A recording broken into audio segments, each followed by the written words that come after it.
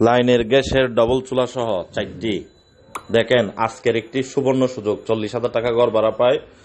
40,000 টাকা গড় ভাড়া পায় যারা এই জমিটি যারা কিনবেন, সেমি পাকা বাড়ি সহ যোগাযোগ করবেন। জমির পরিমাণ 5 শতক অথবা 2.5 গন্ডা অথবা 3 কাঠা।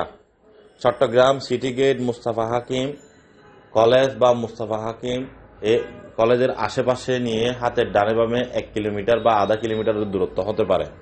জমির পরিমাণ 5 শতক বা 2.5 গন্ডা।